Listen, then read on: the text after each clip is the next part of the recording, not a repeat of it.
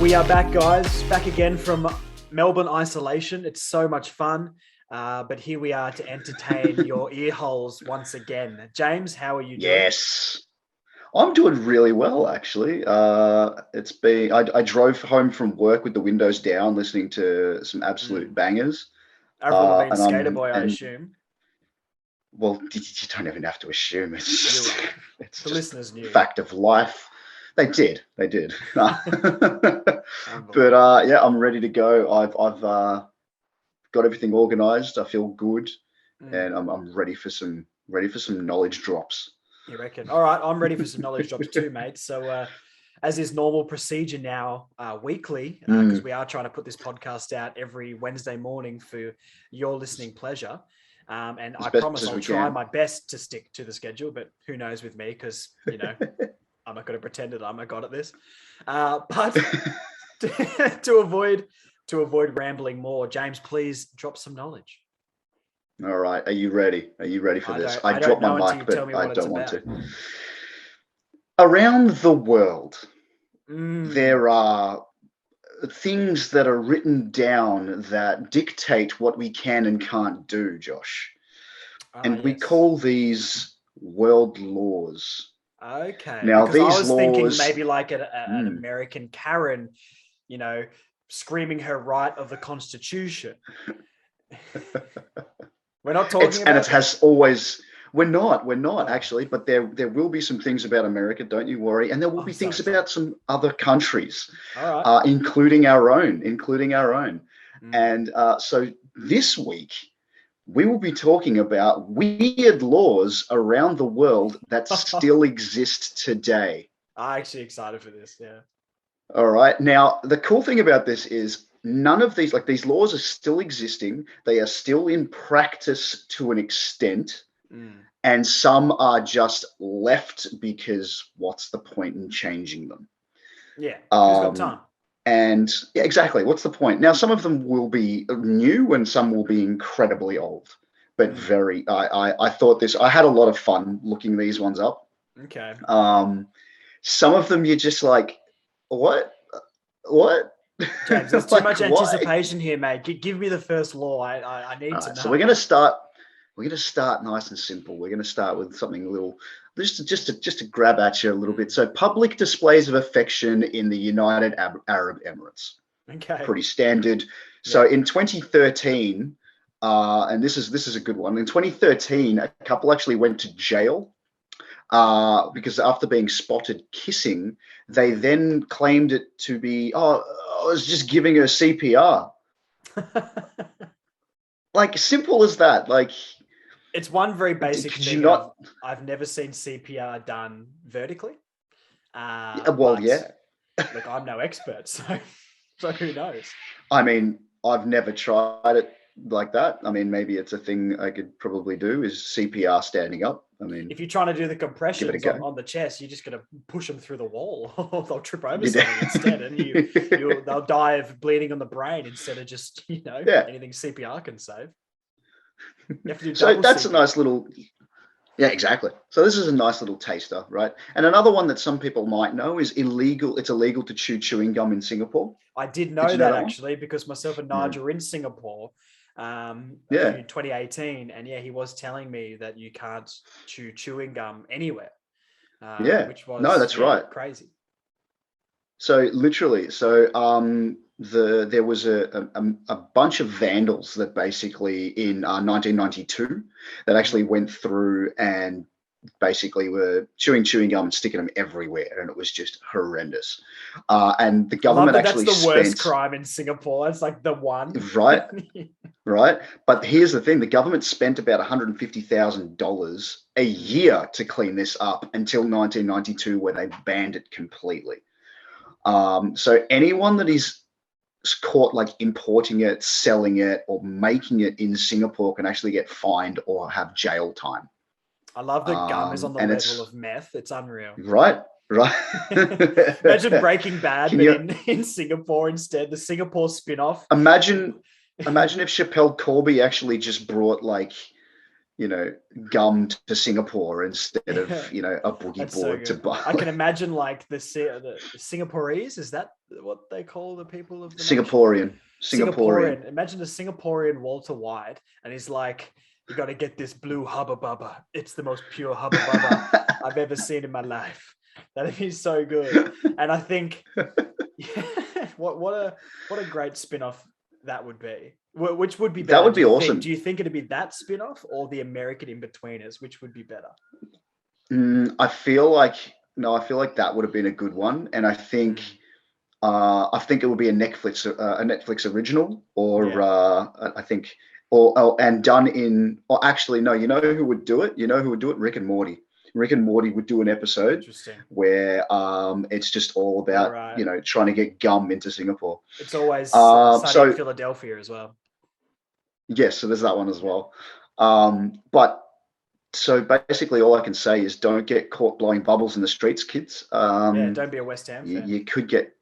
Yeah, don't be a West Ham fan and go to Singapore. That's all I can say. Yeah. Now, going into some weirder stuff. Did you know it's illegal to feed pigeons in Venice? I have a photo of me with about 20 pigeons on me, like a scarecrow in Venice. I didn't feed them, but I'm pretty sure everyone was feeding them. Yes. So everybody feeds them, but no one really gets caught as such. So there was this whole thing that they made a law in about 2008 where you couldn't go up and actually feed the pigeons because they were flocking everywhere. They were and everywhere. they were like the amount of pigeons everywhere. That like the center sort of arcade area of Yeah. Venice was insane. Like, yeah, there was just tourists, and I was obviously one of them. I just stuck my arms out like this, and it was just pigeons, and they just start landing on you. So can you it's apparently the cleanup, and I did forget to get the conversion from euro to Australian dollar. So be ready for about me. 73 cents, or it was when I last checked, but that hasn't been for a while. Okay, so we're looking at the cleanup for birds each year. Yeah. In the main square, I think it's St. George or St. George's Square, St. Michael's Square. I can't remember. Is 275 euro per year, and that's just it's now getting caught like you are euros or 275 yeah, euros. Yeah, 275,000. Okay, you just said 275 euros. I was like, that's pretty cheap. No, sorry, that seems pretty cheap. 275,000. Yeah, it's who cares? Yeah, but but feeding pigeons, if you get caught, will actually the fine is £700 per year. Or pounds? If you euros. James, you so get no, euros. I'm reading it. I wrote the wrong sign. I was typing it and I wrote the wrong sign. Oh no! You need to pick up your game, mate. This is. I need to go. I'm going to bed. No, I'm going to bed. See you guys. No. Like, I can't drop the knowledge, mate. It's not how it works. That's not the formal arrangement. We're looking at euros to AUD. Yeah. And you're looking at 275,000. You're looking at about $442,000 per year to clean up, and after the pigeons. And then if you're looking at 700 euros, it's about $1,125 as a fine. That's no wonder they had to bring that law in. That just screams something of we need some extra cash to do this. Maybe that's why Cristiano Ronaldo left Juventus and got sent back to Manchester United, because he was taking up too much wage and the pigeon crap was everywhere. So. Oh my God. Can you just imagine the poor person that has to clean all that up? Like shovel and bin and it's an honest day's work. Look, it really is. It really is. All right. Now we're gonna come closer to home. Okay. We're actually going to come to Australia, and we're going to actually come right into Victoria. Oh no. All right. So I'm Can't do talking a anything at the moment, mate. It doesn't matter. Victorian. No, you can't. And so, we're not going to like, we're going to like Sorry, James. 1966. Really Okay. quickly. Is there Yeah. birds or something outside your window? Because it's. I live very close to a very woody park, and I have And your window's cockatoos. closed. Yeah, window is closed. Oh, crazy! It's so loud. I have double glazed glass. I have double glazed windows. I have they're closed, and I'm actually in a further away from the park, but you can hear the cockatoos like they're right next door. It's ridiculous. We're definitely going to cut this bit out. So let's go from yes. Let's go from the introducing Australia again. Okay, so we're going to get a bit close to home, and we're getting to Australia, and we're getting to Victoria. So we're right in the heart of, like, our state. Okay, Josh, I our can't state. wait to be able to break these laws again. Right? You're gonna love this. Then I can't wait to break this particular law because in 1966 it was made illegal to fly a kite. What are you talking about? Why? What? Please explain. It was illegal to fly. It was illegal to fly a kite in a public space. Like, it was like, it's part of the Offences Act of 1966.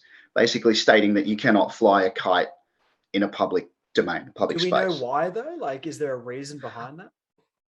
So this is the thing. I am going to look it up with you because I couldn't find any concrete, but I found that it was in the offences law. So offences. Maybe it's just like they were the drones of the 60s where you can fly over certain buildings or landmarks or anything like that. Yeah. Basically, all the stuff you want to shoot on your drone, you can't shoot. And if you just want to shoot an empty field with nothing in it, you go for it, buddy. So, like the Offences Act actually covers a wide variety of things. So it's actually things like pigeons, kite flying, harassing witnesses, which basically will deal with very serious matters and demand a criminal punishment, such as assault and trespass. So is that still around today? Well, I feel like no one's going to give a rat's if you decide to fly a kite. A kite before, yeah. So yeah, if anybody, I would love to hear people's, like, if there is any lawyers that are listening, I would love a little minute video sent to us so we can find out exactly, because maybe one of our strange South American listeners that we seem to have a weird listening and following there is a lawyer and can let us know. We also love you guys. Because I'm telling you now, and I remember why I didn't find exactly, because this document is huge. Fair, I wouldn't read it. This document is huge. But yeah, I mean, people were weird in 1966. I mean, you're not wrong. You're not wrong. Hippies, man. Hippies. That's the only thing I know from the 60s. But I just like how that's specific to our state. Yeah, that's so strange. Yeah, I don't understand. Come on, Dan. If you really want people just to vote change for you it again, for us, man. Just change that law back. People just want kites. Get rid of it. That's all we want. Let's go fly a kite, Mary Poppins style. Come on, man. Men only want one thing, and it's disgusting. We just want to fly our kites. We just want to fly our kites in peace, man. Yeah. Come on, Dan. Jeez. All right. Now we're getting into some serious laws. Okay. I'm being serious now. Like, you do not want to be found doing this in these countries. All right. Okay. So in Russia, all right. So we're going pretty hard here. In Russia, did you know it's illegal? Did you know it's illegal to wear lacy underwear? But how do they know, James? How do they know that? How would they, unless I guess I bend over a little bit, and you remember the whale tail that used to come up with the chicks in the 2008 where they wore the low-waisted jeans? Yeah. I think, I don't know why I'm referencing this. Oh. I think I watched a movie from that era not long ago. Maybe it was Yeah. like a Mean Girls type, but not Mean Girls. And I Okay. remember the whale tale. What an easier, simpler time it was. Oh yeah. Well, I'm pretty sure Kath and Kim. I'm pretty Yeah, sure yeah, true, Kim was wearing it. correct. And she was rocking the whale tail. Yeah, strapping young lad. Jeez. But yeah, in 2014, so this covers Russia, Belarus, and Kazakhstan. Basically stated that undergarments must have, and they gave a percentage, must have a minimum of 6% of cotton. And they claim it's for health and safety. What's too slippery? Not enough traction. I don't know if anyone's seen How I Met Your And Mother, what, but it's a How I Met Your Mother reference. but what I like is this is one of those Oh, ones that is still in effect. It is still a oh, law that is being adhered to.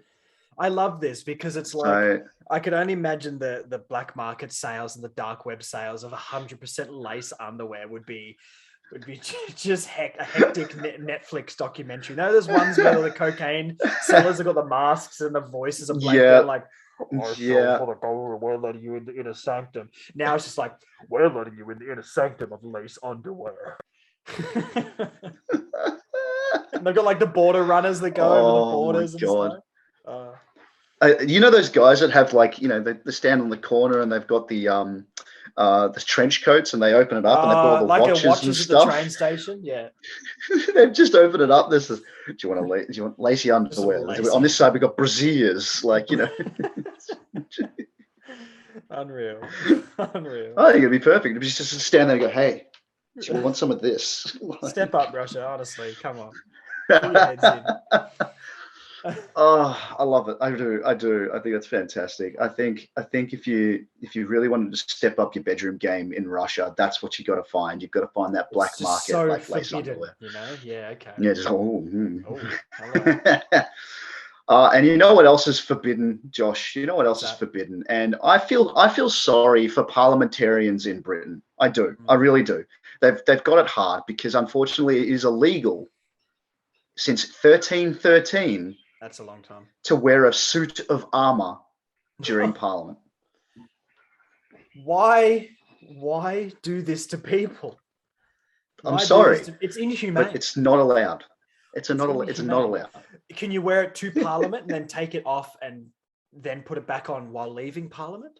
I believe there are strict guidelines, change rooms, strict guidelines, but I believe there are change rooms. Just for armor. Just there's specifically an for armor change armor. room, and there's just your normal change room. You got the armory, and then you've got after squash. After change squash. rooms. And then you've got a cupboard just for lacy underwear from Russia that's forbidden, and Boris Johnson can go in there and have a little fiddle just to get himself through the day. That's so strange. No. We've got good terms with Mr. Johnson. He loves Tim Tams. Does he? And we've got things. Well, yeah, he does. Shameless plug. He loves but a I've good got Tim some. Got some right here. Maybe I'll rock them around a bit for the audio listeners.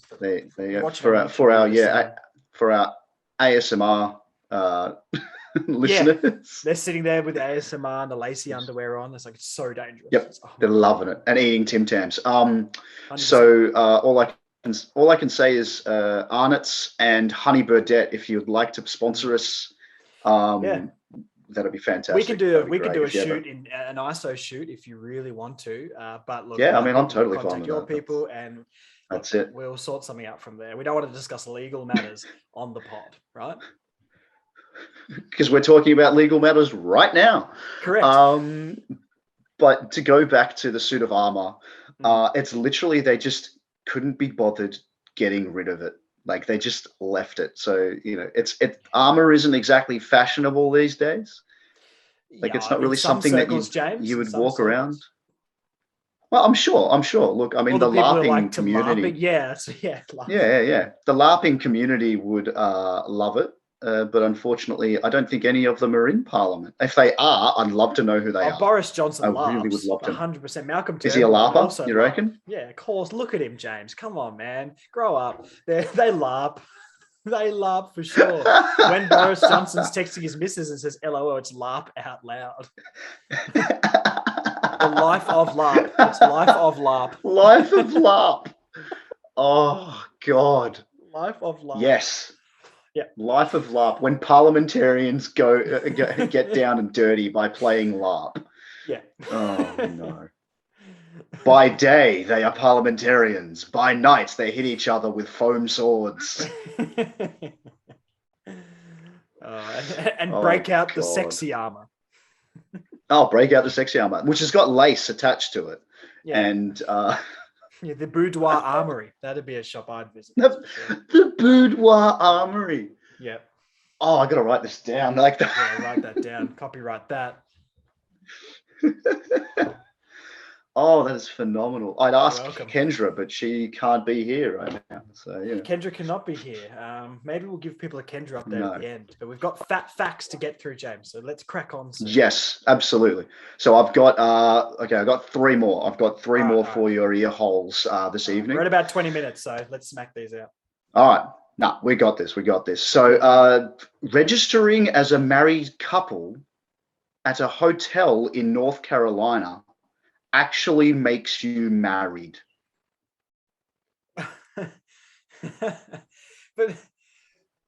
but why? So let's say a man and a man and a woman decide to go to North Carolina. They request to share a room and claim that they are married. Say that they're married. By common marriage laws in the state of North Carolina, that would actually make them legally married. To state when you on check out of the room, are you then divorced? Well, that surely that would mean that it is because you're usually signing a lease, a waiver of a room that you're not going to damage it, you're not going to do this. So you'd be writing. You go on your honeymoon with your missus, right? And you stay in this hotel for a week, and you're finally married. You have the biggest fight ever. You leave before you get divorced, she takes half your stuff. Oh God! And then she leaves again and they're both divorced. So crazy. I came to this hotel with a suitcase and the clothes on my back. I left with a hairdryer, a robe, and the clothes on my back. Why? Because my wife of 2 nights at the North Carolina Inn left me. It's just ridiculous. And Gordon Ramsay was there half the time trying to fix the kitchen stuff. It wasn't even what I paid for. The bar at this particular hotel, it's just filled with men that have been left by their women. Oh no! By their wives. That's why they get so much business. By their wife. That's exactly it. Yeah. So they just go and oh my God. I love it. That's so good. But yeah, so if you're going to do that, it's actually an honored and valid law in North Carolina. Unreal. Now, to one of my favorites. This is legislation. Got it. Yep. Legislation from 1954. Okay. Mm-hmm. And this is in France. Yeah. Now, did you know? Now, there's a region in southeastern France called Châteauneuf-du-Pape. Okay. Now, I only know this place because there's a wine from that region. I don't even drink wine. I don't even drink wine that much. It's just. But did you know, Josh, that flying a UFO over the Châteauneuf-du-Pape region in France is illegal? What are you talking about? What do you mean? What are these people doing? Have got nothing else to do in their day? There is an anti-UFO legislation which originated, like I said, in 1954. After a local saw a deep sea divers coming from a cigar-shaped spaceship. Now, the former mayor basically made it straight away. It was like, no, we must decree this. Sorry, we just must decree this, that it's, that the aircraft known as Flying Saucer or Flying Cigar should land on the territory of community will be immediately held in custody.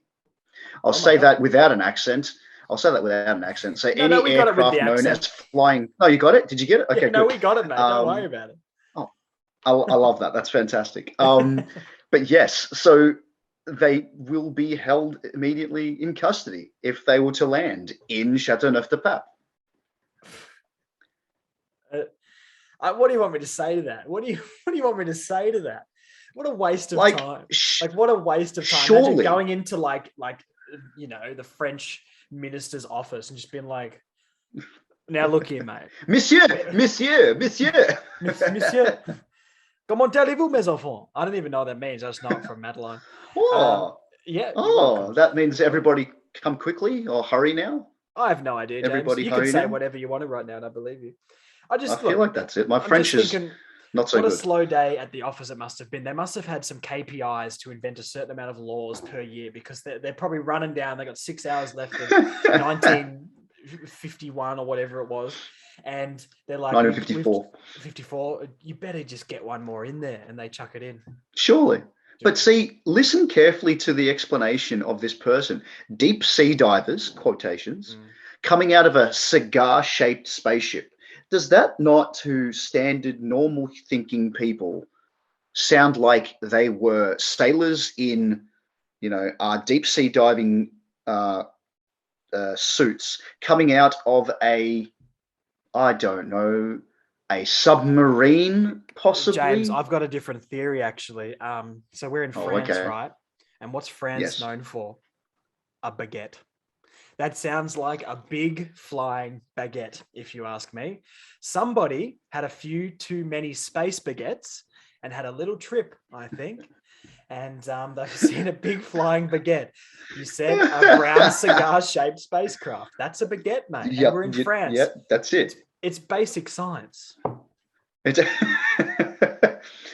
Oh, God. Okay. And lastly, hit me. To round it off, my absolute favorite law is, now, you know about the Tibetan Buddhist monks, Buddhism, they believe in, a reincarnation. The body doesn't, you don't completely die. You reincarnate into a butterfly, into a tree, into this sort of thing. That's the gist of it. But did you know it's illegal to reincarnate without permission in China? Of course it would be too.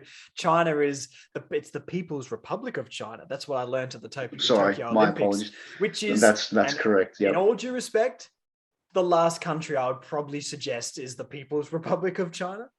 But look, love you guys to bits. I don't want to tear up international relations here, James. That's not what the potty's about. But, no, it's not. But I absolutely love this thing, because Tibetan monks are not allowed to reincarnate after they die unless they are granted permission by the government. Oh, no. I want to know how they enforce this. How do you enforce this? Yeah. Because when you get reincarnated, not that I believe in this personally, but like the theory is if you reincarnate as a cat, no one's going to know, oh, look, that's James over there, the cat. Because you can't come up and be like, oi, I'm James. Remember me? You'd be like, meow. Yeah. So, there's no way of policing this. I would love to see, unfortunately, they just see a monk pass, like the Chinese government, they see a monk pass, and then a cat comes into the room and sits on the bed, and they're like, and they write out a ticket and just put it on the bed. Like it's a speeding fine. Yeah. The reincarnation inspector, and they're just like, oh, come on, man. Go get the real criminals, The reincarnation inspector. He's okay. He looks like Neo from the Matrix. Oh, of course. That's what he looks like. 100% looks like, and he's got a satchel around his side, and he's he's got everything is done by pencil and paper. I feel though, because it's just he doesn't everything trust is technology. just old school. No, and he does the whole gets the pencil and does the Licks the tapping pencil on the tongue. Yeah. And does the writing and then just hands it over to whatever they become. I don't care if it's a tree or a bowl of cereal that they reincarnate into. Like, it's just like, here you go. You must, I don't know. Yeah. This is insane. So, but look, I guess if we're going to give you a quick recap, what have we learned today, James? I've learned that, you'll be slaughtered for chewing gum in Singapore. Yep. We've learned that Neo was part of the reincarnation police force. Yep, that's exactly right. and you can't fly your baguette in France without going to jail. Correct. Yeah, don't fly baguette over France. It's pretty simple, guys. It's just black and white laws here. I don't want to. I'm so sick of saying it. Don't fly your baguette over the French. No, that's it. Exactly right. Now, look, I have to say, it's a hair past a freckle. I need to get into my my armor and go to Parliament. If you don't, so I've got to run.